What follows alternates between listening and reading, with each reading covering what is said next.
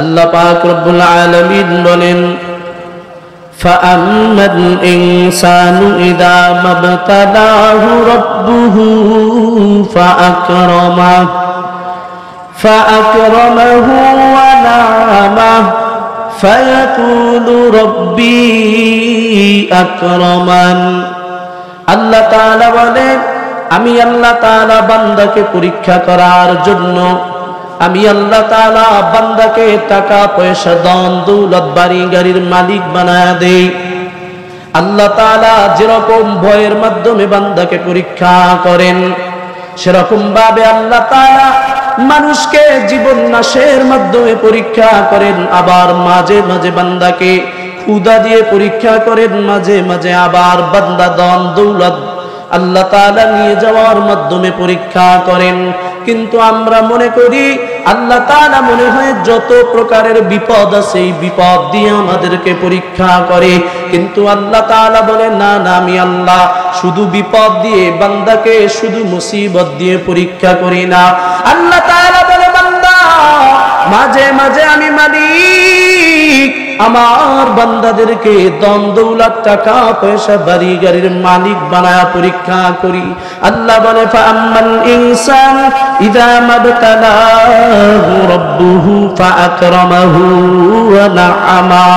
আল্লাহ তাআলা বলেন, বান্দাকে পরীক্ষা করার জন্য আমি আল্লাহ তাআলা ধন সম্পদ দান করলাম, ওই বান্দাকে বাড়ির মালিক বানায়া দিলাম, ওই বান্দাকে পরীক্ষা করার জন্য গাড়ির মালিক বানায়া দিলাম।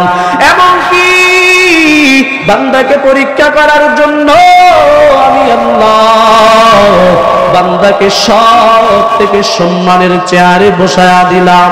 কিন্তু ওই বান্দা মনে করে আল্লাহ তাআলা আমাকে বড় মুহাব্বত করে ভালোবাসার জন্য এই সম্মানের চেয়ার দান করেছে, আল্লাহ তাআলা আমাকে ভালোবাসার জন্য সম্পদ দান করেছে। আর আমার ভাই গরিব অসহায়, আল্লাহ মনে হয় ওর উপরে নারাজের জন্য ওকে ধন সম্পদ দেয় নাই, এটাই আমরা মনে করি। এর জন্য আবার বান্দাকে যখন অন্য কেউ জিজ্ঞাসা করে, ও ভাই তুমি আর আমি এক ক্লাসে পড়লাম, একসাথে চাকরি করলাম, কিন্তু তোমার এই নারায়ণগঞ্জের ভিতরে এত বড় বড় দুইটা বাড়ি, তোমার এত বড় দামি দামি গাড়ি, কিন্তু আমার নাই, তুমি কিভাবে পাইলা? ওই বান্দা অহংকার, অন্তরের ভিতরে অহংকার, বান্দা অহংকারের কারণে চিৎকার দিয়া বলে ফায়াকুলু রব্বি আকরামান। ওই বান্দার ভিতরে সম্পদ টাকা পয়সা বাড়ি গাড়ির অহংকার ঢুকে গেছে। ওই বান্দা অহংকার নিয়ে এইবার বড় গলায় বলতেছে, রব্বি আকরামান, তোমাকে যেই রব ধন দৌলত তোমাকে দান করে নাই, তুমি গাড়ি বাড়ি টাকা পয়সার মালিক হইতে পারো নাই, কারণ আল্লাহ তোমাকে ভালোবাসে না। আর আমাকে আল্লাহ তাআলা ভালোবাসে, এর জন্যই আল্লাহ আমাকে বাড়ির মালিক বানায়া দিছে। আল্লাহ আমাকে ভালোবাসে, এর জন্য আমাকে আল্লাহ তাআলা গাড়ির মালিক বানায়া দিছে। আল্লাহ তাআলা বলে, ফায়াকুলু রব্বি আকরামান। ওই বান্দাটা অন্তরের ভিতরে অহংকার নিয়ে বলে, আল্লাহ আমাকে সম্মানের চেয়ার দান করেছে। কিন্তু আল্লাহ তাআলা বলে, ওই বান্দা যেই অহংকার নিয়ে বলতেছে আল্লাহ আমাকে দিয়েছে, বান্দার অন্তরের ভিতরে অহংকার, কিন্তু আমি আল্লাহ তাআলা ওই বান্দাকে ভালোবেসে এই ধন দৌলত টাকা পয়সা বাড়ি গাড়ি দেই নাই, বরঞ্চ ওই বান্দাকে আমি এত কিছু দেওয়ার কারণ ওই বান্দাটাকে আমি আল্লাহ পরীক্ষায় ফেলায়া দিয়েছি। আবার وَأَمَّا الْإِنسَانُ إِذَا مَا ابْتَلَاهُ رَبُّهُ فَقَدَرَ عَلَيْهِ رِزْقَهُ فَيَقُولُ رَبِّي أَهَانَنِ। পরের আয়াতে আল্লাহ তাআলা বলে, আবার অনেক বান্দা যখন আমি আল্লাহ তাআলা তার রিজিকের সংকট দিয়ে বান্দাটাকে পরীক্ষায় ফেলায়া দেই, এইবার বান্দা মনে করে আমি এত কষ্টের ভিতরে, তার মানে আল্লাহ তাআলা আমাকে কষ্টে ফেলায়া দিছে, আল্লাহ তাআলা আমাকে মনে হয় ভালোবাসে না, এর জন্য কষ্টের ভিতরে ফেলাইছে। আমি যদি কোনো বড় রোগে আক্রান্ত হয়ে যাই, মনে মনে বলি আল্লাহ কি আর কাউকে দেখে না, আমাকে এত বড় রোগ কেন দিল? আমার ধন দৌলত শেষ হয়ে গেছে, আমি বলি আল্লাহ কি আর কাউকে দেখলো না, আমাকে কেন দেখলো? আল্লাহ তাআলা বলে, বান্দা এই গোলাম থেকে আমি আল্লাহ ভালোবাসি না, এর জন্য এই তোর রিজিকের সংকট আমি আল্লাহ দেই নাই, আমি আল্লাহ তাআলা রিজিকের সংকট দিয়েছি বান্দা তোকে পরীক্ষা করার জন্য। কিন্তু বান্দা নিরাশ হয়ে বলে, ফায়াকুলু রব্বি আহানান, আমার রব আমাকে সংকটে ফেলায়া দিছে, আমার রব আমাকে বড় বড় সম্পদের মালিক থেকে দূরে সরায়া দিছে, আমার রব আমাকে বড় বড় সম্মানের চেয়ার দান না করে আল্লাহ আমাকে ছোট বানায় রাখছে। তার মানে আল্লাহ আমাকে ভালোবাসে না। কিন্তু আল্লাহ তাআলা জানায়া দেয়, গোলাম আমি আল্লাহ যেমন কষ্ট দিয়ে হায়াতের মাধ্যমে রিজিকের মাধ্যমে যেমন পরীক্ষা নেই, ঠিক তেমনি ভাবে বান্দা তোকে সম্মানের চেয়ার দিয়েও আমি পরীক্ষা নেই। কিন্তু বান্দার অন্তরের ভিতরে যখন বড় একটা চেয়ারে বসে যায়, অন্তরের ভিতরে অহংকার, এমন অহংকার বলে তার অহংকারের কারণে তার গরমে এলাকার মানুষ টিকতে পারে না। সাধারণ তৌহিদ কি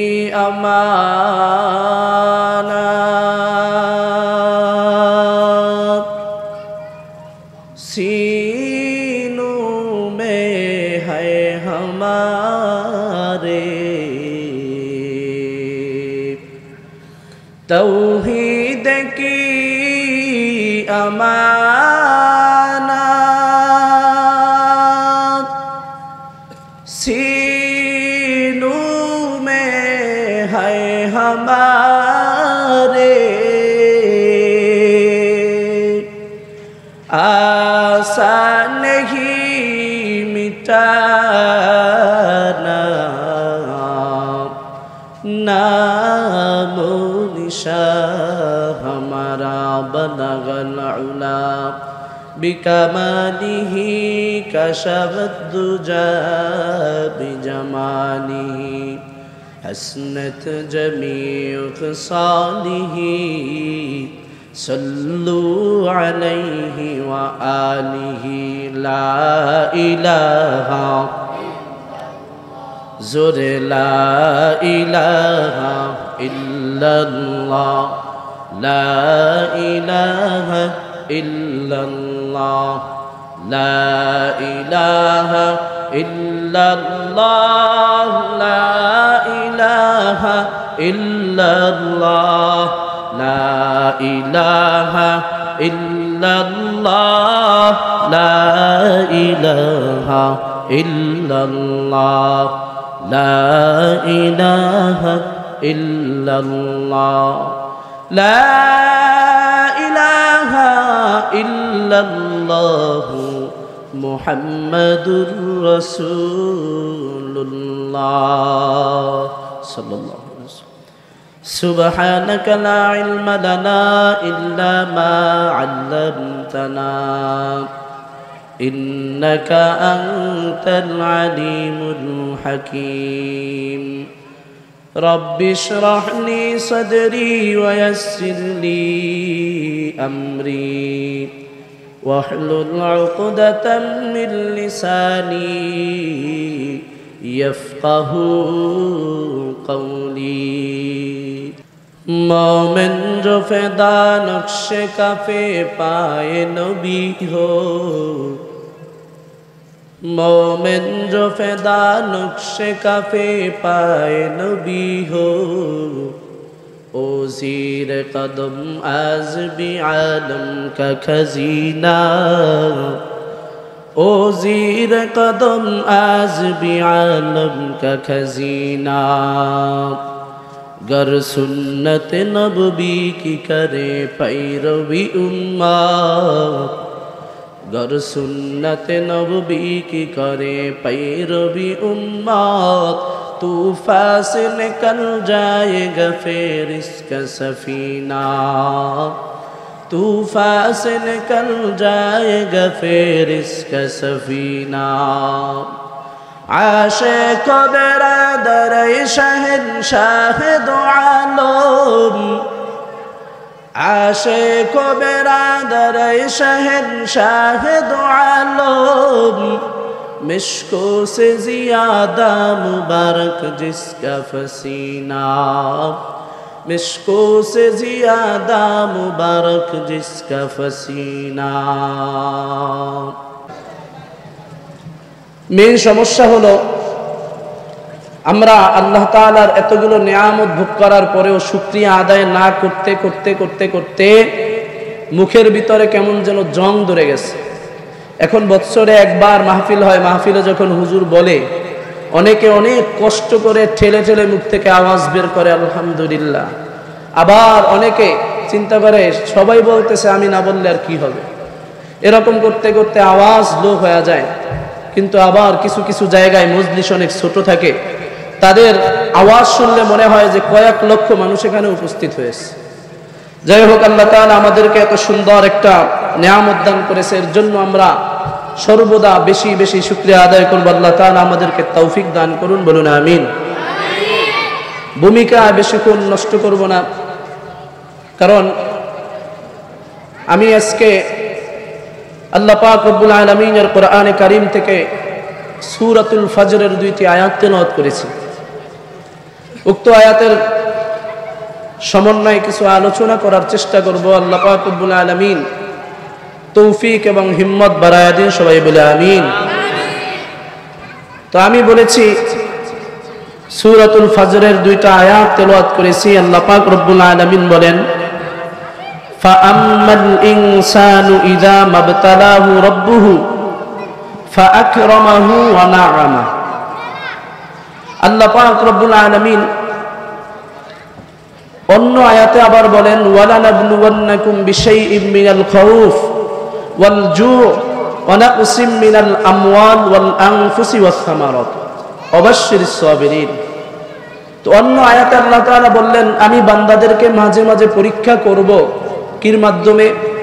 ওয়ালানাবলুওয়ান্নাকুম, হে বান্দা তোমাকে আমি পরীক্ষা করি, তোমাদেরকে পরীক্ষা করি বিশাইইম মিনাল খাউফ, কখনো কখনো ভয়ের মাধ্যমে, ওয়াল জু', কখনো কখনো ক্ষুধার অভাব দিয়ে আল্লাহ তাআলা ক্ষুধা দিয়ে বান্দাদেরকে পরীক্ষা করে, ওয়া নাকসিম মিনাল আমওয়াল, কখনো কখনো ধন সম্পদের আল্লাহ তাআলা সংকট দিয়ে বান্দাকে পরীক্ষা করে, ওয়াল আনফুস, আবার কখনো কখনো বান্দার জীবন নাশের ব্যাপার দিয়ে আল্লাহ তাআলা পরীক্ষা করে, ওয়াস সামারাত, আবার কখনো কখনো এলাকার ভিতরে ফল ফলাদি ফসলাদির সংকীর্ণতা দিয়ে আল্লাহ তাআলা পরীক্ষা করে। তো এই আয়াতে আল্লাহ তাআলা বান্দাকে কোন কোন জিনিস দিয়ে মাঝে মাঝে পরীক্ষা করে আল্লাহ তাআলা জানায়া দিলেন। অন্য আয়াতে আবার সূরাতুল ফজরের ভিতরে আল্লাহ বলেন ফাআম্মাল ইনসানু ইযা মাবতালাহু রাব্বুহু ফাআকরামাহু ওয়া না'আমা ফায়াকুলু রাব্বি আকরাম।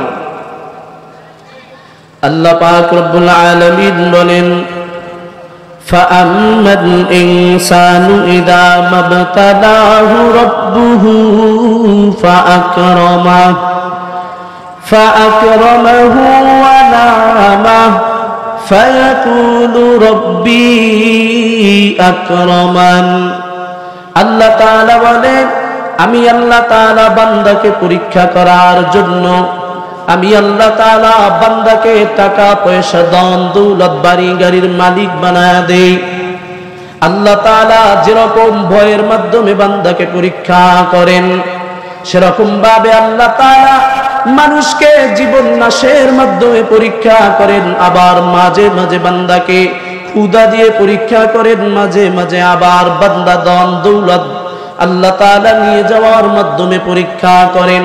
কিন্তু আমরা মনে করি আল্লাহ তাআলা মনে হয় যত প্রকারের বিপদ আছে এই বিপদ দিয়ে আমাদেরকে পরীক্ষা করে, কিন্তু আল্লাহ তাআলা বলে না না, আমি আল্লাহ শুধু বিপদ দিয়ে বান্দাকে শুধু মুসিবত দিয়ে পরীক্ষা করি না। আল্লাহ তাআলা বলে বান্দা মাঝে মাঝে আমি মালিক আমার বান্দাদেরকে দন দৌলত টাকা পয়সা বাড়ি গাড়ির মালিক বানায়া পরীক্ষা করি। আল্লাহ বলে ফাআম্মাল ইনসান ইযা মাবতালাহু রাব্বুহু ফাআকরামাহু ওয়া নাআমা। আল্লাহ তাআলা বলেন বান্দাকে পরীক্ষা করার জন্য আমি আল্লাহ তাআলা ধন সম্পদ দান করলাম, ওই বান্দাকে বাড়ির মালিক বানায়া দিলাম, ওই বান্দাকে পরীক্ষা করার জন্য গাড়ির মালিক বানায়া দিলাম। এমনকি বান্দাকে পরীক্ষা করার জন্য আমি আল্লাহ বান্দাকে সব থেকে সম্মানের চেয়ারে বসায়া দিলাম।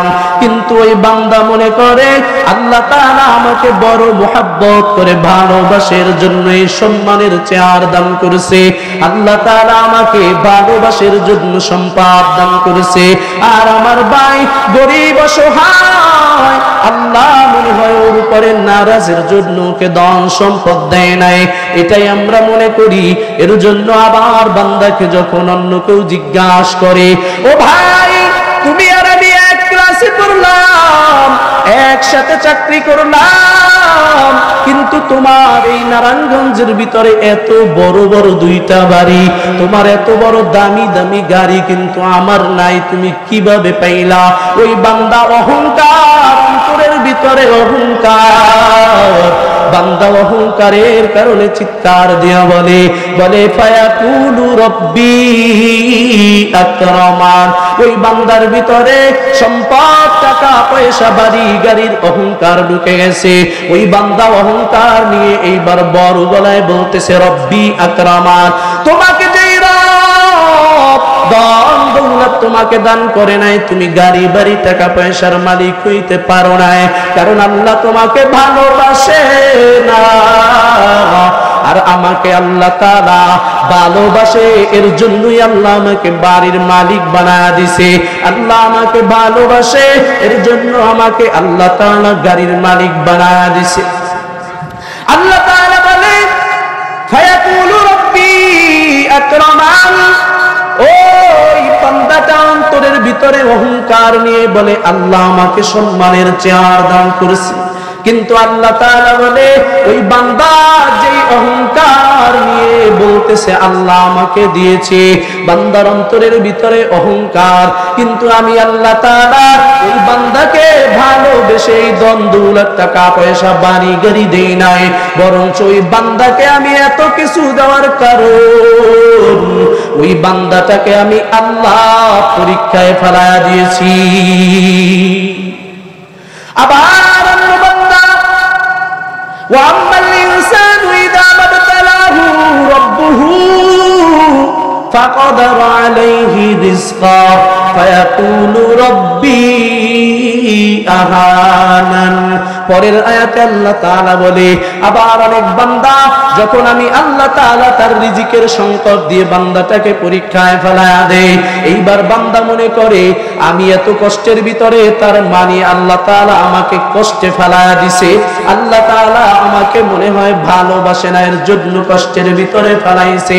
আমি যদি কোনো বড় রোগে আক্রান্ত হয়ে যাই, মনে মনে বলি আল্লাহ কি আর কাউকে দেখে না, আমাকে এত বড় রোগ কেন দিল? আমার ধন দৌলত শেষ হয়ে গেছে, আমি বলি আল্লাহ কি আর কাউকে দেখলো না, আমাকে কেন দেখলো?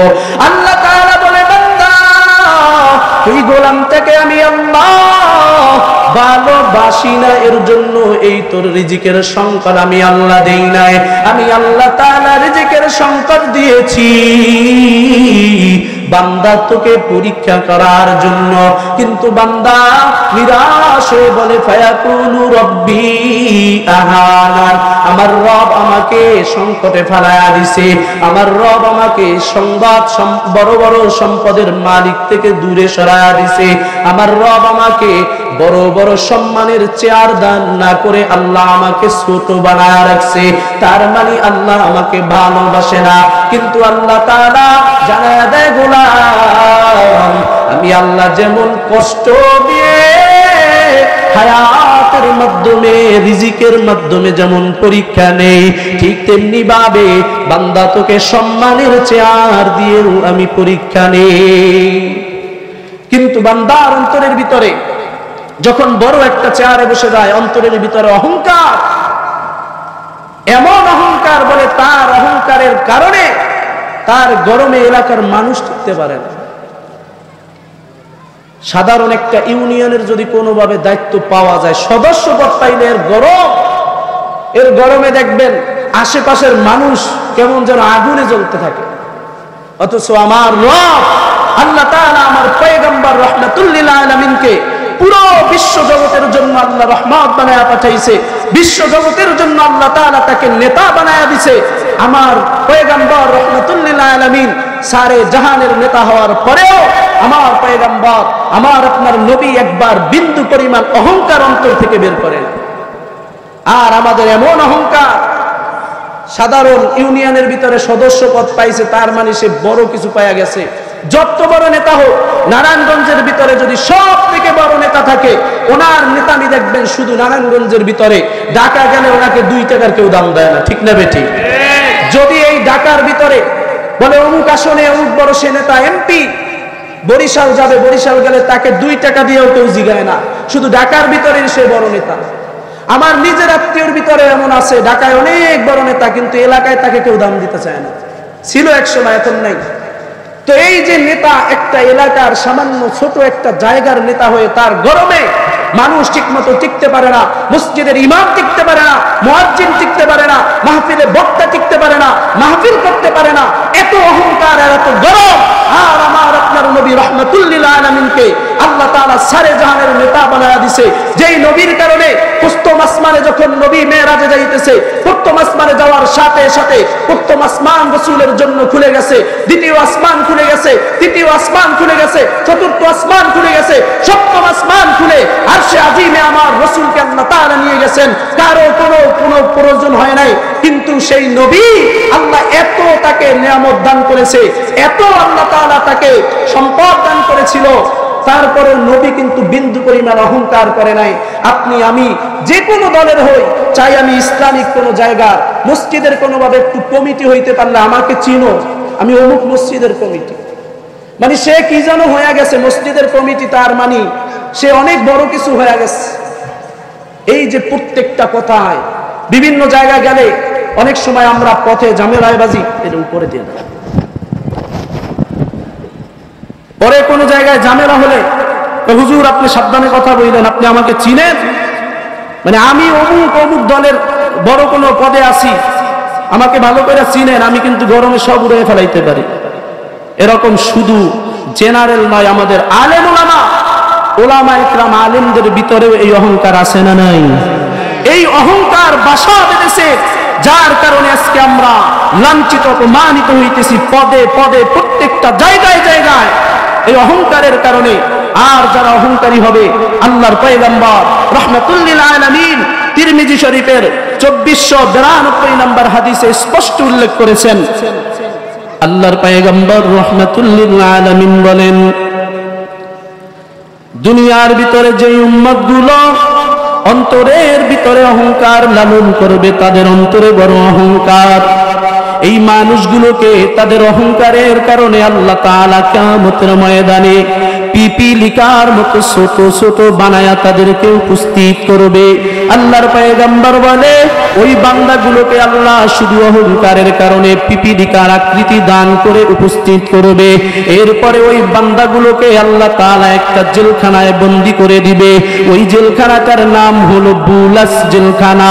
আল্লাহর পয়গম্বর রাহমাতুল লিল আলামিন মায়ার নবী বলে, ওই জেলখানায় ঢুকানোর পর ওই অহংকারী ব্যক্তিকে আল্লাহ তাআলা জাহান্নামের কিছু আসামির রক্ত পুঁজ নিয়ে এসে ওই বান্দা অহংকারীকে আল্লাহ তাআলা পান করাবে। এত ভয়ঙ্কর অবস্থা, কিন্তু অন্তরে বড় অহংকার। আমি আজকে বক্তা হয়েছি, মানুষের সামনে কথা বলি, বড় অহংকার। আমার মতো বক্তাই জমিনে আর কে আছে? আমার মতো এত বড় খতিব আর কে আছে? আমি আজকে বাড়ির মালিক বলে আমার মতো বড় লোক কে আছে? আমার গরমে কেউ টিকতে পারে না। যত প্রকারের অহংকার তোমার ভিতরে থাকুক বান্দা, তোমার অহংকার এমন একটা মেডিসিন, যেই মেডিসিন বান্দা তোমাকে জাহান্নাম পর্যন্ত পৌঁছা দিবে। সামান্য অহংকারের কারণে আল্লাহ তাআলা আল্লাহর একজন পয়গম্বর হযরতে সুলাইমান আলাইহিস সালাম তাকে চিনেন। হযরত সুলাইমান আলাইহিস সালাম উনি একদিকে আল্লাহর নবী ছিল, অন্যদিকে আবার সবথেকে বড় বাদশা ছিল, সারে জাহানের পুরো পৃথিবীর বাদশা ছিল বাদশা সুলাইমান। একদিকে তো নবীর ছেলে নবী, অন্যদিকে আবার বাদশা। কিন্তু সুলাইমান আলাইহিস সালাম তার ভিতর থেকে সামান্য অল্প একটু কথার ভিতরে ভুলে একটু অহংকারের গন্ধ চলে আসছিল। এই অহংকারের সামান্য একটু গন্ধ আসার কারণে আল্লাহ তাআলা তার পয়গম্বর সুলাইমান আলাইহিস সালামকে বিশাল এক পরীক্ষার ভিতরে ফেলায় দিয়েছে। আমরা তো সাধারণ, আমাদের তো হিসাবই নাই। আল্লাহ যদি নবীদেরকেই পরীক্ষার ভিতরে ফেলায়া দেয়, আমার আপনার কি অবস্থা হবে?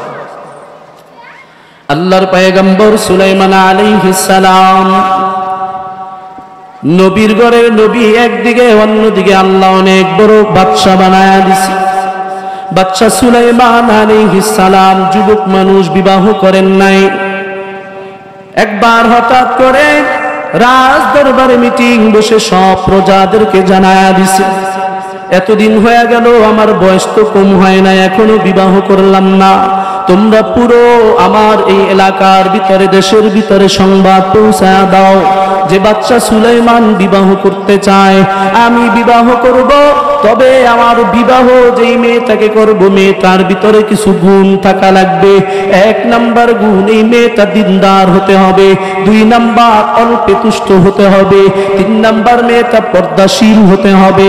এক কথায় আল্লাহ তাআলা যেই হুকুম বান্দার উপরে দিয়েছে, সকল ফরজ হুকুমকে সুন্দরভাবে মানতে হবে। এক কথায় বান্দি আল্লাহওয়ালা হতে হবে।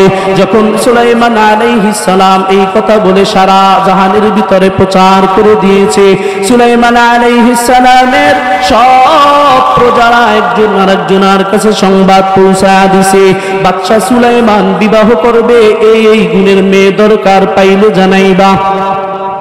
বাদশা সুলাইমান পুরো দেশের ভিতরে সংবাদ পৌঁছায় গেছে। সুলাইমান আলাইহিস সালামের বিবাহের সংবাদ এমন কোন জায়গায় নাই যে যায় নাই। বলে গরিব গরিব এলাকা, সেই এলাকায়ও সংবাদ পৌঁছায় গিয়েছে। কিন্তু গরিবের মেয়েরা কখনো আশা করে না, গরিব কেউ আশা করে না যে আমার মেয়েটাকে সুলাইমান আলাইহিস সালামের কাছে বিবাহ দিব, কারণ তারা বড় গরিব। আর সুলাইমান আলাইহিস সালাম একে তো আল্লাহর নবী, দ্বিতীয় নম্বরে সে হইল পুরো জমিনের বাদশা। এই সুলাইমান আলাইহিস সালাম তার সংবাদ যখন পুরো দেশে ছড়ায় গেছে, এইবার বিভিন্ন জায়গায় বেদে পল্লীতেও সুলাইমান আলাইহিস সালামের বিবাহ সংবাদ, জেলে পল্লীতেও বিবাহের সংবাদ। এইবার একজন জেলে ছিল, ওই জেলেটা বড় আল্লাহওয়ালা। ওই জেলে যখন জালের মাছ ধরতে আসছে নদীর পারে, হঠাৎ করে সংবাদ শুনল পয়গম্বর সুলাইমান আলাইহিস সালাম বিবাহ করবে। এইবার ওই জেলে যেই লোকের কাছে শুনেছে যে পয়গম্বর সুলাইমান আলাইহিস সালাম বিবাহ করবে, ওই লোকের কাছে জিজ্ঞাসা করে, ভাই পয়গম্বর সুলাইমান আলাইহিস সালাম বিবাহ করবে, কোন প্রকারের মেয়ে চায়?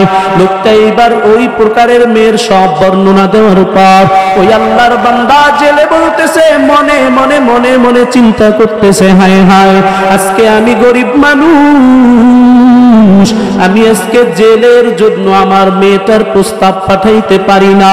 কারণ সুলাইমান আলাইহিস সালাম যেই সমস্ত গুণের মেয়ে চায়, সব গুণগুলো ওই জেলের মেয়ের ভিতরে আছে।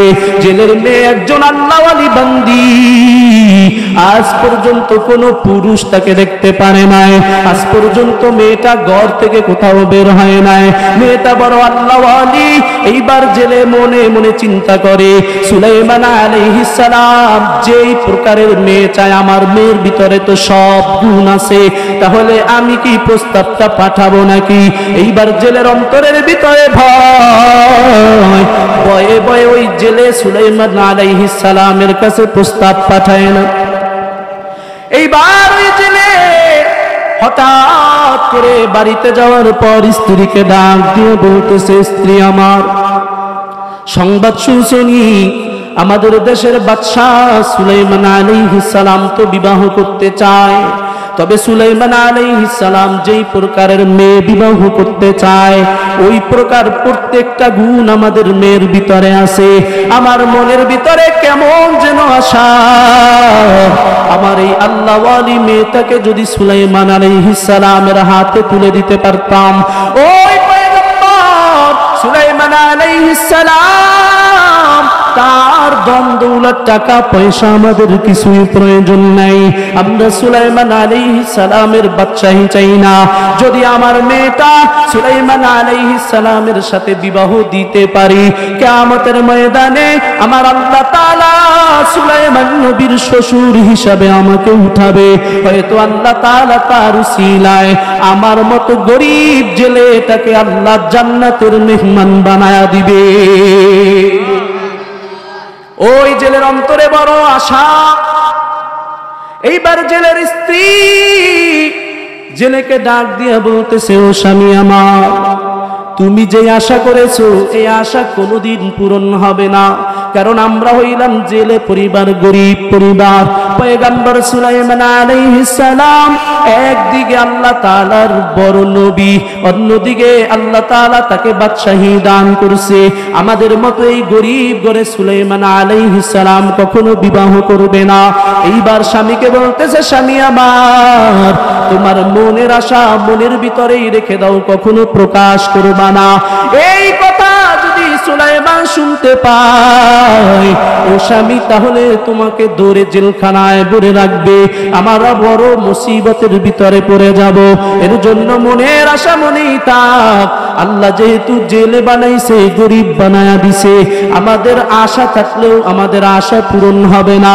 এই আশা মনে নিয়া স্বামী স্ত্রী দুইজনার মনের ভিতরে বড় কষ্ট। এইবার ওই স্বামী স্ত্রী দুইতে শুনছে, ওই মেয়ে আল্লাহর বান্দি যখন নাকি শুনেছে পয়গম্বর সুলাইমান আলাইহিস সালামের কথা, এইবার মেয়েটা বলে, জীবনে কোনো দিন কোনো পুরুষকে আজ পর্যন্ত চেহারা দেখাই নাই, আজ পর্যন্ত কোনো দিন বাহিরে বের হই নাই। আমি যেই পরিমাণ ভালোভাবে থেকেছি, পয়গম্বর সুলাইমান আলাইহিস সালাম যেই গুণগুলো খোঁজে প্রত্যেকটা গুণই তো আমার ভিতরে আছে।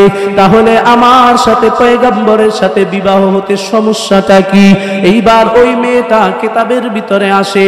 ওই মেয়েটাকে বিকালবেলা যখন তার মা চুল আশ্রানোর জন্য দরজার কিনারায় বসে মেয়েটাকে মাথায় তেল দিতেছে, আস্তে আস্তে করে ওই মেয়েটার মা বলতেছে, মা শুনছনি, এই আমাদের দেশের বাদশা সুলাইমান আলাইহিস সালাম বিবাহ করবে।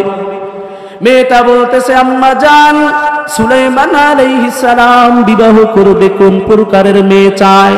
মেয়েটা শুনছে, তারপরেও মায়ের কাছে শুনতে চায়। এইবার মা বলে, মা, তোমার শুনে কি লাভ হবে? পয়গম্বর সুলাইমান তো বাদশাহ, সে তো বাদশাহী, তার মতো সামঞ্জস্য লোক বিবাহ করবে, তোমাকে কোনোদিন বিবাহ করবে না। যেই গুণগুলো চায় আম্মা, তোমার সব গুণ তোমার ভিতরে আছে, কিন্তু আমরা জেলে পরিবার, এর জন্য সুলাইমান আমাদেরকে কখনো গ্রহণ করবে না। ওই মেয়েটা ডাক দিয়ে বলে, আম্মা জান, আমাকে যে আল্লাহ এই জেলের ঘরে পাঠাইছে, পয়গম্বর সুলাইমান আলাইহিস সালামকে সেই আল্লাহই তো বাদশার ঘরে পাঠাইছে। আমাকে যে আল্লাহ গরিবের সন্তান বানাইছে, সেই আল্লাহই তো পয়গম্বর সুলাইমানকে নবুয়ত দান করেছে। আমাকে যে আল্লাহ বানাইছে, পয়গম্বর সুলাইমান আলাইহিস সালামকেও তো সেই আল্লাহ বানাইছে। তাহলে আমার সাথে তার সাথে বিবাহ হতে সমস্যাটা কি? এইবার ওই মেয়ের মা রাগান্বিত হয়ে মেয়ের কপালে চর মেরে বসছে। মেয়ের মা চিন্তা করতেছে, হায় হায়, আমার মেয়েটাও দেখি বাপের মতো পাগল হয়ে গেছে। পয়গম্বর সুলাইমান কোথায় আকাশের চাঁদ, আর আমরা বামন, আমরা আকাশের চাঁদ ধরার চেষ্টা করলেও তো পারবো না। মেয়েকে বলতেছে, একবার বলছো আর কখনোই মুখ থেকে বের করবা না, তাহলে এই বাদশা যদি শুনতে পারে তোমাকে তোমার বাবাকে সহ জেলখানায় ভরে রাখবে, কোনোদিন আর বের হইতে পারবা না। মেয়েটা মনে মনে পয়গম্বর সুলাইমান আলাইহিস সালামকে বড় ভালোবেসে ফেলেছে, কারণ এই মেয়েটা তো বড় আল্লাহর ওলি। মেয়েটার অন্তরের ভিতরে আল্লাহর ভয়। মেয়েটা আল্লাহ তাআলার যেই পরিমাণ আনুগত্য করে, সে চিন্তা করতেছে যদি পয়গম্বরের স্ত্রী হতেই পারি তাহলে তো কিয়ামতের ময়দানে আর কোনো ভয় নাই, আল্লাহ তাআলা নাজাত দিয়ে দিবে। এই চিন্তা মনে নিয়ে মেয়েটা শুধু পয়গম্বর সুলাইমান আলাইহিস সালামের বাসনা, তার ভালোবাসা অন্তরের ভিতরে মেয়েটা সব সময় চিন্তা করে, হায় হায় যদি পয়গম্বর সুলাইমানের স্ত্রী হতে পারতাম, জীবনে আমার মতো সৌভাগ্যবতী মহিলার কেউ হইতো না। মেয়েটা চিন্তা করতে করতে হঠাৎ করে মাথায় আসলো, আমার মা বাবা পয়গম্বরের কাছে তো চিঠি পাঠাবে না, বিবাহের প্রস্তাব পাঠাবে না, আমি আমার পক্ষ থেকে একটা চিঠি পাঠায়া দিই। মেয়েটার দেখবেন কেউ যদি কাউকে ভালোবাসে তার জন্য সব ভয়কে জয় করতে রাজি হয়ে যায়, ঠিক না বেঠিক? তার জন্য জীবন দিতে রাজি হয়ে যায়। ওই মেয়েটাও তো পয়গম্বর সুলাইমান আলাইহিস সালামকে বড় ভালোবেসে ফেলেছে, যদিও কোনোদিন দেখে নাই যে পয়গম্বর সুলাইমান আলাইহিস সালাম কেমন, যদিও তার ধন সম্পদ টাকা পয়সা এর লোভ করে নাই। মেয়েটার মনে একটাই লোভ যে পয়গম্বরের স্ত্রী হতে পারলে তো আমি জান্নাতে চলে যাব। পানি দিন তো ভাই। এইবার আল্লাহর বান্দি ওই মেয়ে গভীর রজনীতে ঘুম থেকে উঠে রাত্রবেলা নিজের হাতে করে আস্তে আস্তে চিঠি লিখতেছে। পয়গম্বর সুলাইমান আলাইহিস সালাতু ওয়াস সালামের কাছে চিঠি লেখে, নিজের হাতে নিজের মনের বাসনা লিখে এইবার পাঠায়া দিছে। এই চিঠি যাইতে যাইতে যাইতে যাইতে পয়গম্বর সুলাইমান আলাইহিস সালামের প্রজাদের কাছে যখন গেল, এইবার প্রজারা ওই চিঠিটা মেলে দেখতেছে একজন জেলের মেয়ে প্রস্তাব পাঠাইছে। এইবার ওই প্রজাদের সবার মন খারাপ হয়ে গেছে, হায় হায় আমাদের নবী সুলাইমান আলাইহিস সালাম এই এলাকার বাদশা, উনি বিবাহ করতে এখনো এত লেট করতেছে, যার কারণে সেই জেলে পল্লী থেকে তার জন্য প্রস্তাব পাঠায়। সে একজন পয়গম্বর, তার জন্য তো ওই সাধারণ জেলের মেয়ে প্রস্তাব পাঠাইতে পারে না। সে একজন বাদশা, তার জন্য রিকশাওয়ালা ভ্যানওয়ালারা তো প্রস্তাব পাঠাইতে পারে না, তার জন্য তো একটা বেদের মেয়ে কখনো প্রস্তাব পাঠাইতে পারে না। এইবার প্রজারা সবাই রাগান্বিত হয়ে মন খারাপ হয়ে বসে আছে, পয়গম্বর সুলাইমান আলাইহিস সালাম কেন এখনো বিবাহ করে না। এইবার রাজ দরবারে পয়গম্বর সুলাইমান সব প্রজাদের নিয়ে রাজ দরবারে যখন বসছে, এইবার দেখে সুলাইমান আলাইহিস সালাম তাকায়া দেখে প্রত্যেকটা প্রজার মুখ অন্ধকার কালো হয়ে আছে, মাথা নিচু করে বসে আছে। এইবার পয়গম্বর সুলাইমান আলাইহিস সালাম ডাক দিয়ে প্রজাদেরকে বলতেছে, ও প্রজারা সব সময় আমার সামনে হাসি খুশি বসে থাকো, আজকে কেন তোমাদের সবার মুখ বড় অন্ধকার? প্রজাগুলো ডাক দিয়ে বলে, পয়গম্বর আজকে আমাদের মন খারাপ, এমনি এমনি মন খারাপ হয় নাই, আপনি সেই দীর্ঘদিন হয়ে গেছে বিবাহ করবেন সংবাদ জানাইলেন, আজ পর্যন্ত কোনো প্রস্তাবে রাজি হন না, বিবাহ করেন না।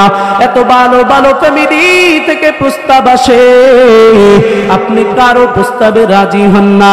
কিন্তু এখন দেখতেছি আপনি ভালো ভালো প্রস্তাবে রাজি না হওয়াতে এখন জেলে পল্লী থেকে প্রস্তাব আসে, ওই বেদের মেয়েদের থেকে প্রস্তাব আসে, রিস্কাওয়ালা ভ্যানওয়ালাদের থেকে প্রস্তাব আসে। আপনি একজন বাদশাহ, একজন নবী, আপনার জন্য তো এই প্রস্তাবগুলো মানায় না।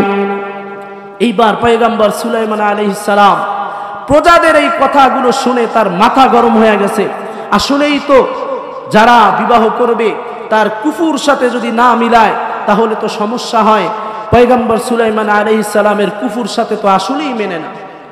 সে একজন বড় নবী, অন্যদিক থেকে আবার বাদশা, একজন জেলের মেয়ের সাথে তার যায় না, এটাই স্বাভাবিক।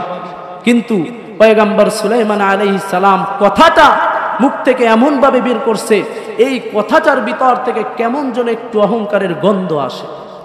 পয়গম্বর সুলাইমান আলাইহিস সালাম রাগান্বিত হয়ে কইতেছে, হায় হায় এটা তো সত্য কথাই, আমি ওইরাম বাদশাহ এই দেশের, আমার জন্য জেলের মেয়ে প্রস্তাব পাঠায়, কি বলো? এই যে কথাটা, এই কথাটা মুখ থেকে বের হয়ে গেছে, কেমন যেন কথার ভিতরে একটু অহংকারের গন্ধ চলে আসছে, ঠিক না বেঠি? এই কথাটা আমার আল্লাহ তাআলার পছন্দ হয় নাই, কারণ আল্লাহ তাআলার পয়গম্বর আল্লাহর নবী তাদের পক্ষ থেকে তো একটা সরিষার দানা পরিমাণ অহংকারের কথা বের হইতে পারে না। যদিও পয়গম্বর সুলাইমান আলাইহিস সালাম সে অহংকারী করে বলে নাই, তার কুফুর সাথে কুফু মিলে না, এর জন্য বলছে, কিন্তু কথাটা একটু অন্যভাবে হয়ে গেছে। আল্লাহ পাক রব্বুল আলামিন বলতেছে, ও পয়গম্বর সুলাইমান, তোমাকে বাদশাহী দান করেছি আমি আল্লাহ। আমি আল্লাহ তোমাকে রাজত্ব দান করেছি, আমি আল্লাহই তোমাকে নবুয়ত দান করেছি। আর যে মেয়েটা তোমাকে প্রস্তাব দিয়েছে তাকেও আমি আল্লাহ পাঠাইছি, কিন্তু তোমার মুখ থেকে এই অহংকারের গন্ধ যার কারণে আমি আল্লাহ তাআলা তোমাকে বড় পরীক্ষার ভিতরে ফেলায়া দিব। এইবার পয়গম্বর সুলাইমান আলাইহিস সালাতু ওয়াস সালামের জন্য পরীক্ষা হাজির। আল্লাহ তাআলার পক্ষ থেকে পয়গম্বরের জন্য বড় পরীক্ষা।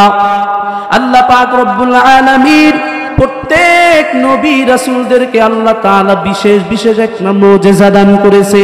হযরতে দাউদ আলাইহিস সালামকে আল্লাহ তাআলা এমন মুজিজা দিয়েছিলেন, দাউদ আলাইহিস সালাম যে কোনো লোহা হাতে নিলেই মোমের মতো গলে যাইত।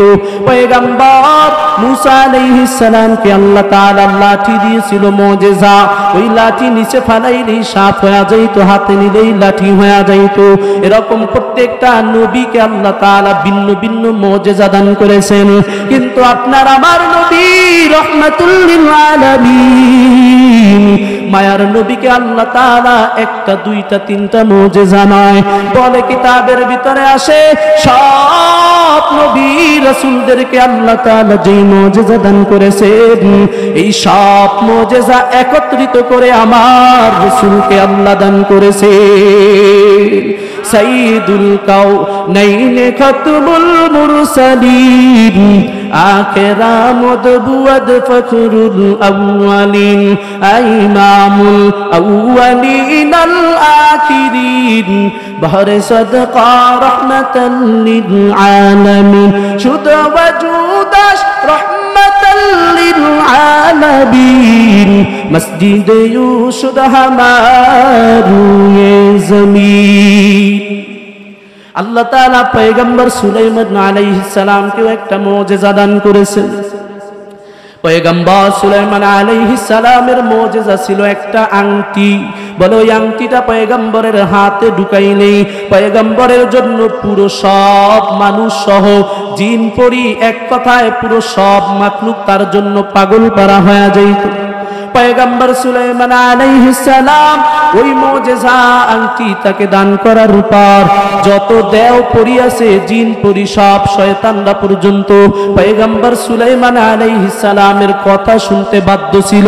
কিন্তু পয়গম্বর সুলাইমান আলাইহিস সালামের জন্য অনুমতি ছিল, যদি ওয়াশরুমে ঢোকে তাহলে এই আংটি নিয়ে ঢুকতে পারবে না, সে যেন বিশেষ একজন দেহরক্ষী ঠিক করে।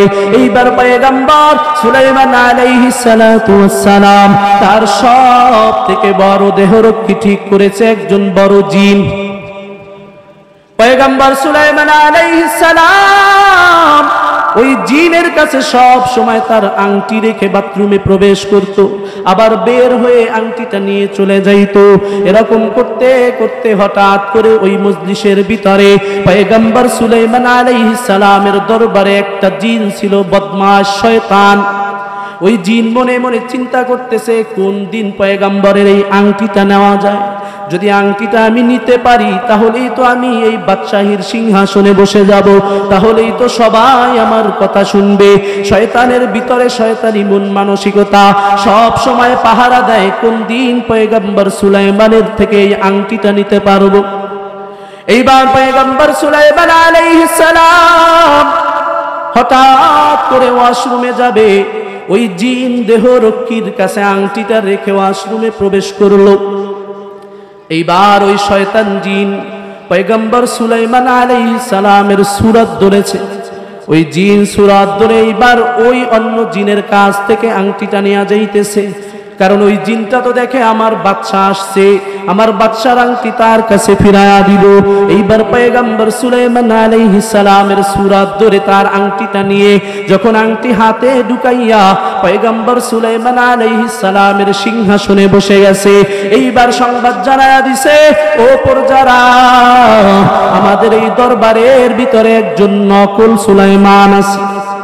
মিস্টার ইবলিস সবার কাছে সংবাদ জানায়া দিছে, কারণ ওই সুলাইমান আলাইহিস সালাম যখন বাথরুম থেকে বের হবে তখন তো মানুষ দেখবে হায় হায় সিংহাসনে বসছে এক সুলাইমান, একে দেখতেছি আর একজন সুলাইমান, তাহলেই তো মানুষ পেছ খেয়ে যাবে, সমস্যা হয়ে যাবে।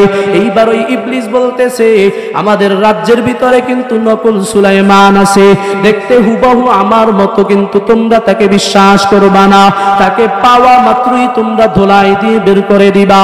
এইবার পয়গম্বর সুলাইমান আলাইহিস সালামকে আল্লাহর পক্ষ থেকে পরীক্ষা, ওই জিনের বাচ্চা জিন শয়তান পয়গম্বরের আংটি নিয়ে তার রাজস্থানে বসে গেছে।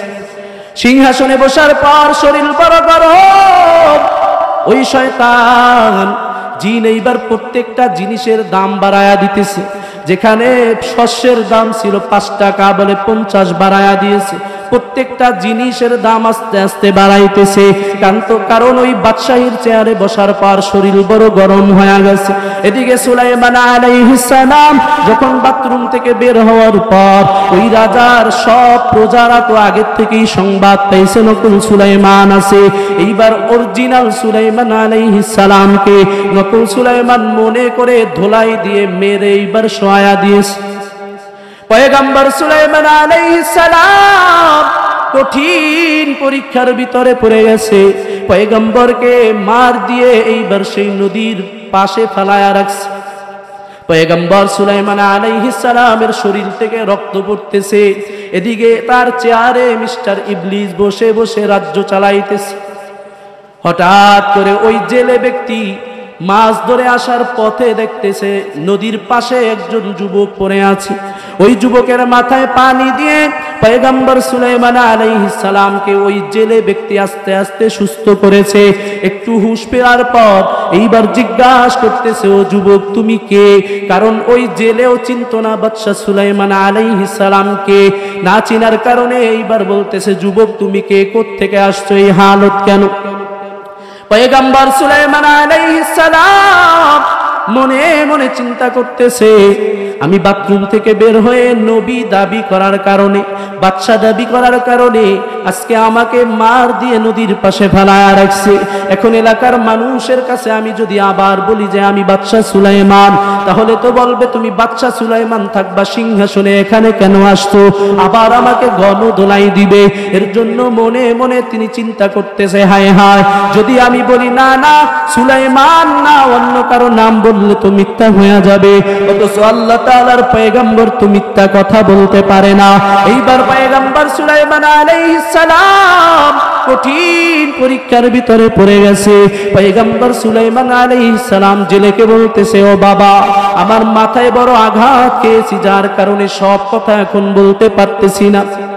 হিকমত খাটাইয়া যখন মিথ্যাও বলে না আর পরিপূর্ণ তার নিজের পরিচয় প্রকাশ করে নাই, এইবার জেলে বলতেছে, বাবা তাহলে তুমি তো এখন একটু সুস্থ হয়েছো, যাও যাও বাড়ি চলে যাও। পয়গম্বর সুলাইমান আলাইহিস সালাম চিন্তা করতেছে, হায় হায়, আবার যদি আমার এলাকায় যাই তাহলে তো আবার আমাকে মেরে এইবার শেষ করেই দিবে, এলাকায় আর যাওয়া যাবে না, যে কোনো ভাবে এখানে থাকতে হবে।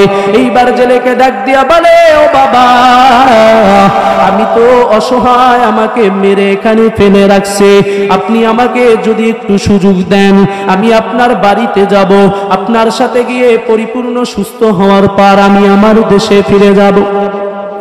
এইবার ওই জেলে দেখতেছে কত সুন্দর যুবক, এত সুন্দর চেহারা, কোনদিন এত সুন্দর চেহারার যুবক দেখে নাই, বড় মায়া হয়। ওই জেলে বলতেছে, সমস্যা নাই বাবা, চলো আমার সাথে, আমার বাড়িতে চলো।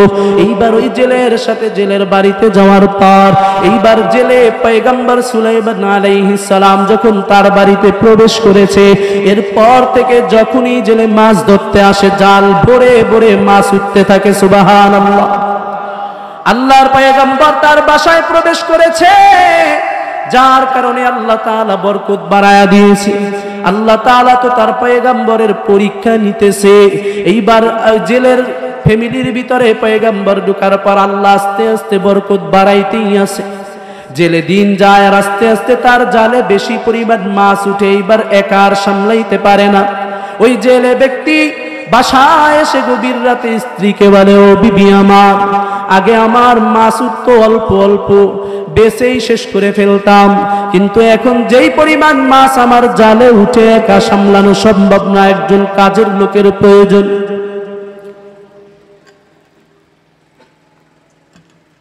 পয়গম্বর সুলাইমান আলাইহিস সালাম একদিন, 2 দিন, 3 দিন অতিবাহিত হওয়ার পর পয়গম্বর মনে করতেছে, এখন তো উনি আর আমাকে রাখবে না, আমি সুস্থ হয়ে গেছি, আমাকে তো পাঠায়া দিবে। মনে মনে চিন্তা করতেছে, যে কোনো ভাবে এই বাসায় যদি আমি থাকতে পারি তাহলে আমার জন্য ভালো, নয়তো আমার এলাকায় গেলে সব মানুষগুলো আমাকে ধরে পিটানো শুরু করবে। ওদিকে জেলে আর স্ত্রী বুদ্ধি করতেছে।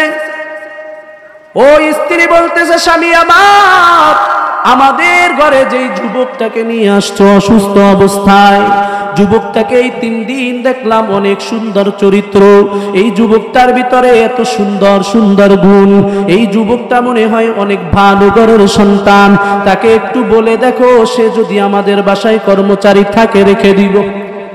ফয়সালা কার পক্ষ থেকে? আল্লাহ তাআলার পক্ষ থেকেই সব ফয়সালা। এইবার তারাও মনে মনে ভাবতেছে, যুবকটা যদি আমার ঘরের কাজের লোক হিসাবে থাকতো তাহলে আমার সাথে মাছ টাছ ধরতে পারতো, আমার উপকার হইতো। সুলাইমান আলাইহিস সালাম তিনিও তো মনে মনে চিন্তা করতেছে, হায় হায়, আমাকে তাড়ায়া দিলে, আমি তো বাড়িতে গেলেই আমার কপালে পিটান ছাড়া আর কিছু নাই, আমি যদি থাকতে পারতাম।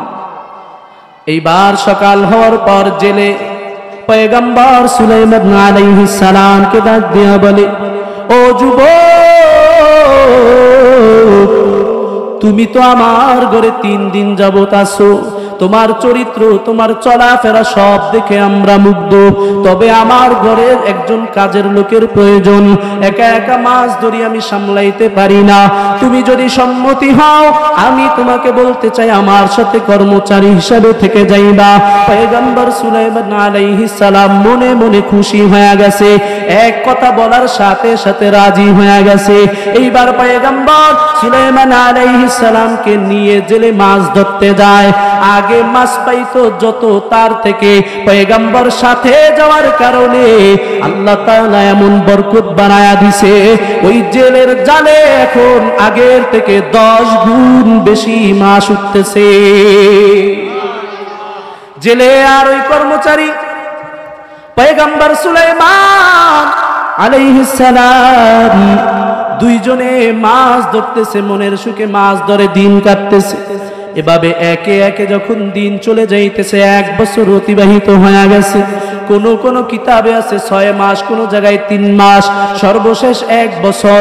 বলে 1 বছর অতিবাহিত হওয়ার পর এইবার পয়গম্বর সুলাইমান আবার মনে মনে চিন্তা করতেছে, আমার সময় তো শেষ হয়ে আসছে, এইবার তো বাড়ি যেতে হবে। ওদিকে ওই জেলের ঘরের ভিতরে একটা সুন্দরী মেয়ে আছে। জেলে চিন্তা করতেছে, বিবি, আমার ঘরে যেই মেয়েটা আছে, মেয়েটা তো বড় হয়ে গেছে, তাকে বিবাহ দেওয়ার পরও প্রয়োজন, ভালো কোনো ছেলে এলাকার ভিতরে পাই না, কাকে দিব? তুমি দেখো আমাদের এই কর্মচারী যেই ছেলেটা আছে, তার সাথে যদি মেয়েটাকে বিবাহ দেই মনে হয় ভালো হবে। এইবার মহিলা মানুষ তো এমনি মেজাজ হইল ভিন্ন টাইপের, সাথে সাথে চেতে গেছে, কি বলো, আমার মেয়ে এত সুন্দর একটা মেয়ে, এত ভালো, এই কর্মচারী আমাদের ঘরে কাজে থাকে, তার সাথে বিবাহ দিব? অথচ ওই মেয়ের মা তো জানে না যে ছেলের সাথে বিবাহ দেওয়ার জন্য তারা কত আকাঙ্ক্ষা, মেয়ে মনে মনে স্বপ্ন দেখতে দেখতে জীবন শেষ হয়ে যাইতেছে, সেই ছেলেকে আল্লাহ তাআলা ঘরে দিয়ে দিছে। ওই মহিলা যদি জানতো তাহলে তো আর ইখতিলাফি করতো না, ঠিক না বেটি? মনে মনে মহিলা চিন্তা করতেছে, হায় হায়, আমার স্বামী কি পাগল হয়ে গেল নাকি? নিজের ঘরের কর্মচারী এর সাথে আমার মেয়েকে বিবাহ দিতে চায়। পুরুষ মানুষ, পুরুষরা তো আবার একটু বুদ্ধি না খাটাইলে মহিলাদের মন জয় করা যায় না। জেলে এইবার বাজারে গিয়ে স্ত্রীর জন্য সুন্দর একটু কাপড় চুপড় কিনছে, মার্কেট করছে। মেয়েদেরকে দেখবেন, মহিলাদেরকে, স্ত্রীদেরকে সাধারণ একটু মার্কেট করলে তার মনটা ফুরফুরা হয়ে যায়, ঠিক না বেঠিক? যেদিন একটু মার্কেট করে দিবেন ওই দিন আপনার আপ্যায়নের শেষ নাই, ডিম একটার জায়গায় 3টা পোস্ট করে খাওয়াবে, ঠিক না বেঠিক? কারণ তাদেরকে একটু খুশি হইতে পারলে যা বলবেন সেদিকে যাবে, কিন্তু তাদেরকে খুশি না করতে পারলে, ছাগল যেরকম খামি দেয় সামনে নেওয়া যায় না, মহিলাদের খামির থেকেও বড় খামি, ঠিক না বেঠিক? ওই মহিলা এইবার চিন্তা করতেছে, না এই যুবকের সামনে আমার মেয়েকে দিতে পারি না। জেলে তো বুদ্ধিমান পুরুষ, বাজারে গিয়ে সুন্দর একটা মার্কেট করছে, মার্কেট করে এইবার এনে স্ত্রীকে দিয়েছে। স্ত্রী চিন্তা করতেছে, হায় হায়, আমার স্বামী এত বছর ধরে আমরা সংসার করি, আজ পর্যন্ত আমাকে ভালো একটা মার্কেট দিল না, আজকে এত সুন্দর মার্কেট, কাহিনীটা কি? রাত্রবেলা আবার স্ত্রীকে নিজের হাতে খাওয়াইয়া দিতেছে। এই তো কেমন যেন আকাশের চাঁদ পাইছে, বাসর ঘরেও আমাকে খাওয়াইয়া দিল না, আর আজকে খাওয়াইয়া দিতেছে, কারণটা কি? না জানি কি কাহিনী ঘটবে। এইবার রাত্র তো অতিবাহিত হয়ে গেছে, মহিলা ঘুমাইতে পারে না। হায় হায়, স্বামীর এই আচরণ আজকে এত পরিবর্তন, তার মানে কালকে কি যেন কি একটা ঘটবে। ঠিকই সকালবেলা এইবার ওই জিলি স্ত্রীকে ডাক দিয়ে বলতেছে, বিবি আমার, তোমাকে এত সুন্দর করে আমি নিজ হাতে খাওয়া দিলাম, এত সুন্দর মার্কেট করে দিলাম, তোমার মনটা তো অনেক হাসি খুশি দেখা যায়, তুমি এইবার বলো বিবি আমার, এই ছেলেটাকে কি আমাদের পছন্দ হয় কিনা, মেয়ে দেওয়া যায় কিনা? মহিলা মনে মনে চিন্তা করতেছে, এইবার যদি না বলি কান একটাও লগে থাকবে না, থাবড়াইয়া ফালাইয়া দিই, কারণ এত আদর যত্ন মার্কেট, এরপরেও যদি না কই, এখন বাধ্য হইলেও কওয়া লাগবে। এইবার মহিলাদের তো এমনি রং পাল্টানোর অবস্থা এমনিতেই আছে, অভ্যাস, সে রং পাল্টাইয়া ফেলছে। না সমস্যা নাই, ছেলে তো এতদিন দেখছি, একটা বছর আমার ঘরে রইছে, এই ছেলের ভিতরে তো কোনো দোষ পাই নাই, ছেলে তো খুব ভালোই। রং সাথে সাথে গিরগিটির মতো রং পাল্টে গেছে। এইবার স্বামী তো স্ত্রীর থেকে অনুমতি পাইছে, আর কোনো সমস্যা নাই। এইবার পয়গম্বর সুলাইমান আলাইহিস সালামকে বলতেছে, বাবা তুমি তো একটা বছর আমার ঘরে থাকলা, নিজের সন্তানের মতোই তোমাকে দেখলাম, তুমিও বাবার মতো দেখছো, তোমার কাছে একটা প্রশ্ন করতে চাই, বলো বাবা আমরা ঘরে কয়জন লোক? পয়গম্বর সুলাইমান আলাইহিস সালাম বলে, কেন, আমাদের ঘরে তো লোক আমি আর আপনারা স্বামী স্ত্রী দুইজনেই, 3জনই আমি জানি। বলে, আমার যে একটা সুন্দরী মেয়ে আছে তুমি কি তা জানো না? বলে, না আমি তো কোনোদিন তার একটা কাপড়ও দেখলাম না, তাকে কোনোদিন দুই নজরে দেখি নাই, কিভাবে বুঝবো আপনার ঘরে একজন মেয়ে আছে? কারণ ওই মেয়েটা তো বড় আল্লাহওয়ালা, কোনো পুরুষকে দেখাও দেয় না, তার একটা আওয়াজ কোনো পুরুষ আজ পর্যন্ত শুনে নাই, এত বড় আল্লাহর বান্দি, যার কারণে আল্লাহর কাছে রাত্রে তাহাজ্জুদের মুসাল্লায় আল্লাহর কাছে যখনই ফরিয়াদ করছে, আল্লাহ তাআলা উপর থেকে সিলেক্ট করে দিয়েছে, এই সুলাইমান আলাইহিস সালামের স্ত্রী হইবা, আল্লাহ তাআলার সাথে সাথে কবুল করে নিয়েছে। এইবার পয়গম্বর সুলাইমান আলাইহিস সালাম বলে, আমি তো জানি আমার ঘরে মাত্র 3জন, আমাদের ঘরে আমরা 3জন থাকি। বলে, না বাবা, আমার ঘরে একজন যুবতী মেয়ে আছে অনেক সুন্দর, আমি চাই আমার মেয়েটাকে তোমার সাথে বিবাহ দিতে, তুমি রাজি কিনা? পয়গম্বর সুলাইমান আলাইহিস সালাতু ওয়াস সালাম এইবার পয়গম্বর মনে মনে চিন্তা করতেছে, আল্লাহ আমাকে এমন বড় পরীক্ষায় ফালায়া দিছো, আমি ছিলাম কোন বাদশাহীর চেয়ারে, আজকে জেলের ঘরে আসছি, এই জেলের ঘরে তুমি আমাকে আল্লাহ, আজকে আমি যেই বড় ফ্যামিলিতে বিবাহ করব, কিন্তু আমাকে আজকে জেলের ফ্যামিলিতে বিবাহের জন্য বাধ্য করতেছো, কারণ আল্লাহ তাআলা আমি কি ভুল করেছি, আমাকে যত শাস্তি এই জমিনে দিয়ে নাও, আমাকে কবরে কোনো শাস্তি দিও না। পয়গম্বর সুলাইমান আলাইহিস সালাম এইবার আল্লাহ তাআলার কাছে বলার পর মনে মনে পয়গম্বর চিন্তা করতেছে, হায় হায়, আমি যদি না রাজি হই, আমার এলাকায় গেলে এমনি তো আমার কপালে মায়ের আছে, এবং আমাকে তো কেউ কোনো মেয়ে বিবাহ আমার কাছে দিবে না, আমার তো বিবাহেরও বড় প্রয়োজন, তাহলে এই ঘরে আমি বিবাহ করে থেকে যাই, কোনো সমস্যা নাই। এইবার ওই জেলে পয়গম্বর সুলাইমান আলাইহিস সালাম আর মেয়ের সাথে বিবাহ ঠিক করে ফেলেছেন। পয়গম্বর সুলাইমান আলাইহিস সালামকে ওই জেলে 1 বছরের যত বেতন পায় সব বেতনগুলো দিয়া দিছে। ও বাবা যাও তোমার স্ত্রীর জন্য তুমি মার্কেট করো। 1 বছরের সব টাকা দেওয়ার পর পয়গম্বর সুলাইমান আলাইহিস সালাম মার্কেটে চলে গেছে, নিজের স্ত্রীর জন্য সুন্দর সুন্দর মার্কেট করে নিয়ে আসছে। এইবার তাদের দুইজনের সাথে বিবাহ বন্ধনে আবদ্ধ হয়ে গেছে। আগে ছিল পয়গম্বর সুলাইমান আলাইহিস সালাম আর ওই জেলে দুইজন কর্মচারী আর মালিক। আজকে সকালবেলা পয়গম্বর সুলাইমান আলাইহিস সালাম আর জেলে মাছ ধরতে যায়। আগে ছিল কর্মচারী আর মালিক, এখন শ্বশুর আর জামাই। পয়গম্বর এখন আর শ্বশুরের সাথে মিলে মিলে হাঁটতে পারে না, কেমন যেন লজ্জা লাগে। পয়গম্বর সুলাইমান আলাইহিস সালাম শ্বশুরের পিছনে পিছনে হাঁটে। পয়গম্বর তার ভিতরে তো বড় লজ্জা, শ্বশুরের সাথে এখন, আগে তো কত মজা মাস্তি করছি, কত উল্টাপাল্টা কথা এক যায় সাধারণভাবে চললে তো মজা মাস্তি করেই, এখন তো শ্বশুর হয়ে গেছে, এখন তো আর তার সাথে মজা তো দূরের কথা, কথা বলতে হলেও ভাইবা চিন্তা কথা বলতে হবে। আর আমাদের দেশের শ্বশুরদের তো কথাই নাই, জামাই শ্বশুর একসাথে হাটে বুঝায় দুই ভাইরা ভাই হাঁটতেছে, ঠিক না বেঠিক? জামাই শ্বশুরের কাছে রাত্রিবেলা হঠাৎ শীতে কনকন, দুইজনে বাজার থেকে আসছে, হঠাৎ করে শীতে এখন কেমন যেন একটু আঙ্গুল ফলের নেশায় টান দিছে। জামাই কইতেছে শ্বশুরের কাছে, আব্বা পকেটে আছে নাকি আগুল একটু দেন, উপকার হইতো। বাবাই বলে, বাবা তুমি এক টান খাই আবার আমাকে দাও। শ্বশুর জামাই এমন সম্পর্ক আছে না নাই? এখন অভাব নাই, আপনারা না দেখলেও গ্রামগঞ্জে যান দেখবেন, শ্বশুর আর জামাই মনে হবে দুই ভাইয়েরা ভাই। বহুত জায়গায় পয়গম্বর সুলাইমান আলাইহিস সালাম, তিনি তো আল্লাহর নবী, তার ভিতরে তো লজ্জা শরমে ভরপুর আল্লাহ তাআলা দিয়েছে। সুলাইমান আলাইহিস সালাম এইবার চিন্তা করতেছে, হায় হায় শ্বশুরের সাথে হাঁটবো কিভাবে? ভয়ে ভয়ে ভয়ে ভয়ে আস্তে আস্তে পিছনে পিছনে হাঁটে। এদিকে তো জেলের সাথে শ্বশুর জামাইয়ের সম্পর্ক হয়ে গেছে, ওদিকে পয়গম্বর সুলাইমান আলাইহিস সালামের বাদশাহী সিংহাসন শয়তান ইবলিস চালাইতে চালাইতে চালাইতে চালাইতে রাজ্য নষ্ট কইরা ফেলাইতেছে। রাজ্যের প্রত্যেকটা মানুষ অতিষ্ঠ হয়ে গেছে যে আমাদের পয়গম্বর সুলাইমান আলাইহিস সালাম তো এত খারাপ ছিল না, এত খারাপ হয়ে গেল কোন কারণে? এইবার ওই যে ইবলিস জিন ছিল পয়গম্বর সুলাইমান আলাইহিস সালামের দেহরক্ষী, সেও জিন। আর ওই চেয়ারম্যান, চেয়ারে যিনি বসছে সিংহাসনে, মিস্টার ইবলিস, সেও তো জিনের দলের। জিনে তো জিনকে চিনতে পারে, মানুষ তো জিনকে চিনতে বড় কষ্ট হয়। এইবার ওই জিন উনিও চিন্তা করতেছে, হায় হায় 1টা বছর অতিবাহিত হয়ে যাইতেছে, আমার বাচ্চা তো আমাকে কত আদেশ দেয়, বিভিন্ন জায়গায় পাঠায়, ওই যে বাথরুমে আমার বাচ্চা ঢুকলো, এরপর বের হয়ে কি পরিবর্তন, আজ পর্যন্ত আমাকে কোনো কাজেও বলে না, কাহিনীটা কি?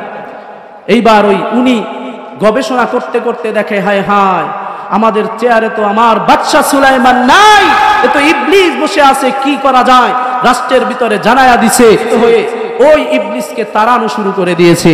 ইবলিস এইবার দৌড়াইতে দৌড়াইতে নদীর উপর দিয়ে উঠতেছে, কিন্তু ইবলিস যে বাতাসের সাথে মিশে যাবে, মিশতে পারতেছে না, কারণ তার হাতের ভিতরে পয়গম্বর সুলাইমান আলাইহিস সালামের আংটি।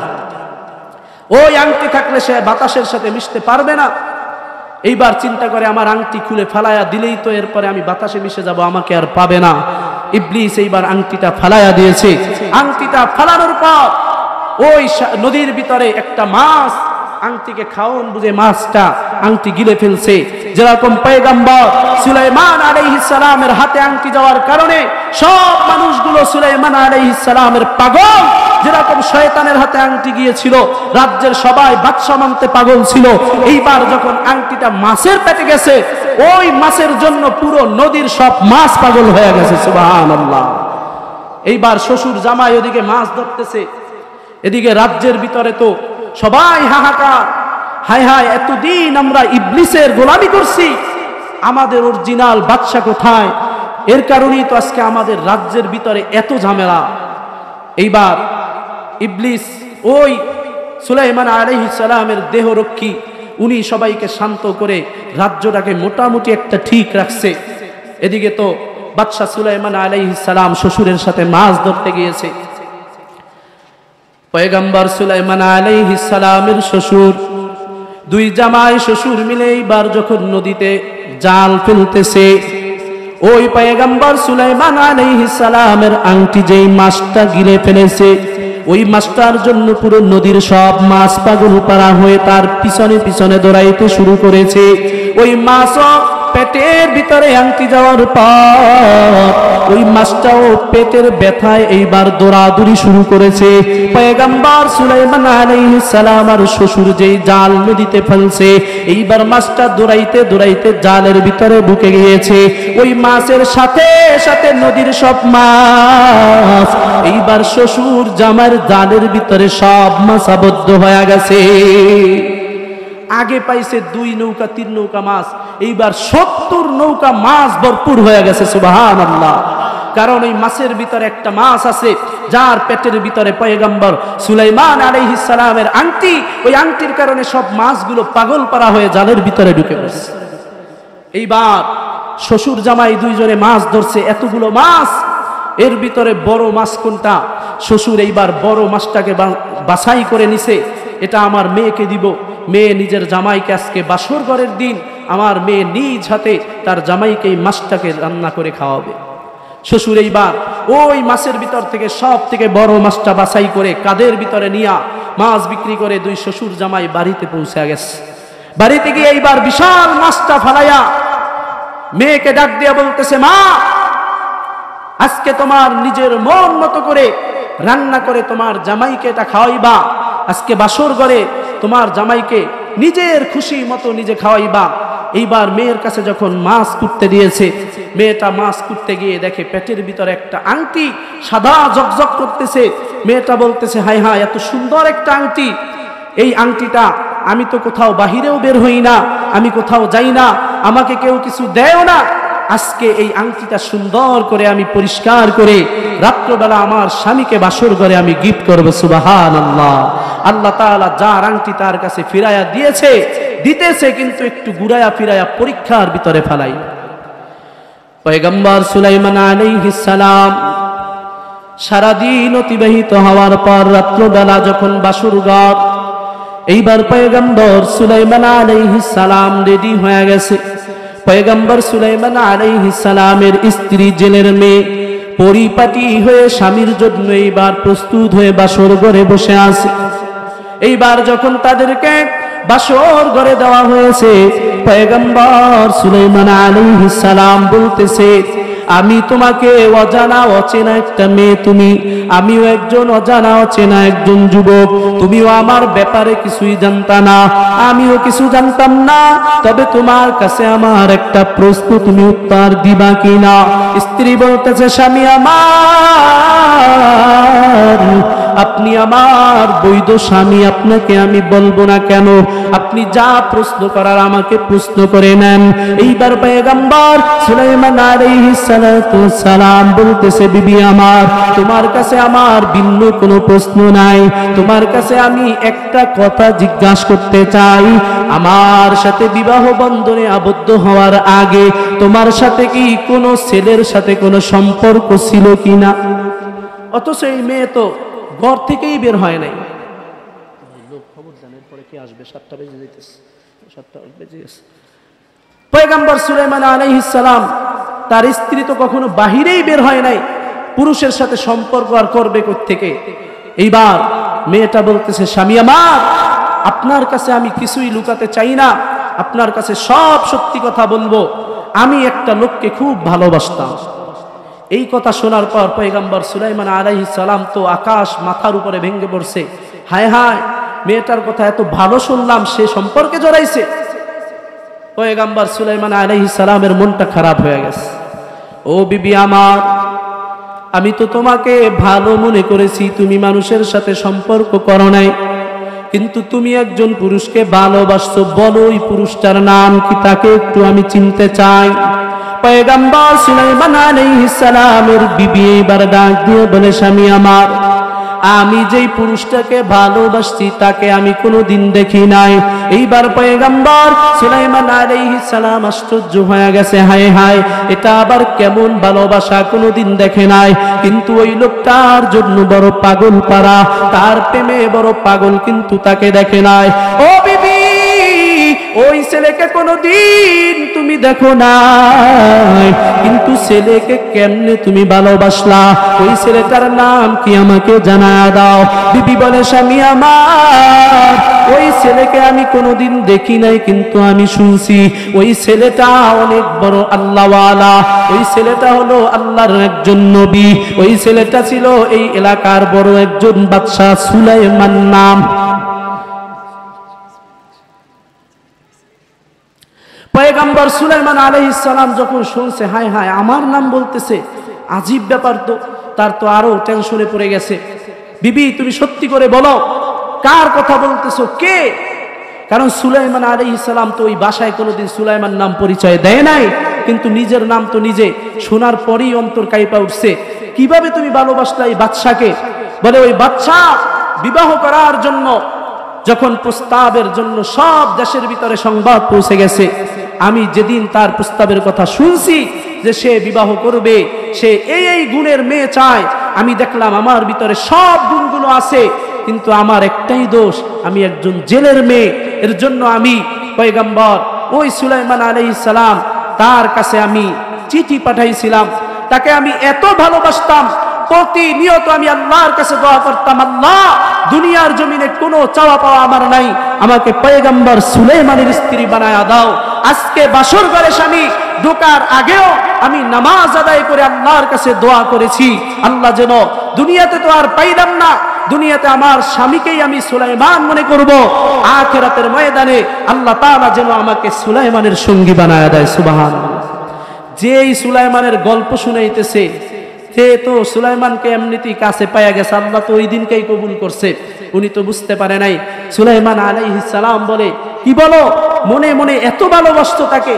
বলে হ্যাঁ, এই 1-1.5 বছর এতদিন যতদিন ধরে তার কথা শুনছি, এরপর থেকে তার কারণে আমি ঘুমাইতে পারতাম না, রাত্রবেলাও শুধু তার নিয়ে চিন্তা করতাম যে আমি তাকে পাবো কিনা, কিয়ামতের ময়দানে আল্লাহ নবীর স্ত্রী হিসাবে আমাকে কবুল করবে কিনা, এই টেনশনে আমার ঘুম আসতো না।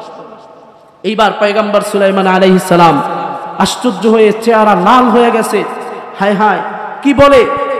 এইবার মেয়েটা কান্না করে করে বলতেছে, স্বামী বাদশার কাছে আমি চিঠি পাঠাইলাম, কিন্তু বাদশা বড় অহংকারী, অহংকার করে আমার চিঠিটাকে নাকি সে ছিঁড়ে চুরমার করে ফালাইয়া দিয়েছে। আমি অনেক বড় কষ্ট পেয়েছি, আমি সেদিন আল্লাহর কাছে চোখের পানি ফেলায়া ফেলায়া বলছিলাম, মালিক তুমি তো আমাকে যেই গরিব ঘরে পাঠাইছো, সুলাইমানকে বড় লোক বাদশা নবীর ঘরেও তো তুমি পাঠাইছো, আল্লাহ তুমি আমাকে যেই গরিব বানাইছো, সেই সুলাইমানকেও তো তুমি বাদশাহীর চেয়ারে বসাইছো, আল্লাহ সে আজকে আমার চিঠিটাকে এরকম ফালাইয়া দিল। যখন আমি চোখের পানি ফালায়া ফালায়া সুলাইমানের জন্য আমার চোখ থেকে পানি পড়তেছিল, এইবার পয়গম্বর সুলাইমান আলাইহিস সালাম বুঝতে পারছে আল্লাহ তাআলা তাকে এই কঠিন পরীক্ষার ভিতরে কোন কারণে ফেলাইছে। কারণ সে তার কথার ভিতরে একটা অহংকার চলে আসছিল, তার কাজের ভিতরে চিঠিটা যখন ছিঁড়ে চুরমার করছে, তখনও তো তার একটা কেমন যেন অহংকার প্রকাশ পেয়েছে। এর জন্য আল্লাহ কঠিন এই পরীক্ষা দিয়েছে। এইবার বাদশা সুলাইমান আলাইহিস সালাম তিনি চিন্তা করতেছে, আমি যদি এখন বাদশা দাবি করি, আমি যদি তার কাছে সব স্বীকারোক্তি দেই, তাহলে তো কেউ বিশ্বাস করবে না, কারণ আমার হাতে তো আমার আংটি নাই। মনে মনে এই চিন্তা করতেছে। এইবার স্ত্রী বলতেছে, স্বামী আমার এই সমস্ত গল্প বাদ দেন, সুলাইমান আলাইহিস সালামকে আমি পাই নাই, আমার আর কোনো চিন্তা নাই, আপনিও তো ভালো মানুষ, আপনাকেও দেখলে বড় মায়া লাগে, আপনাকেও আমি অনেক মহব্বত করি, আপনাকে আমি সুলাইমান মনে করি, এখন থেকে আপনি আমার সুলাইমান, আপনি আমার পক্ষ থেকে একটা গিফট গ্রহণ করবেন, এই হাদিয়াটা আমি অনেক কষ্ট করে ব্যবস্থা করেছি।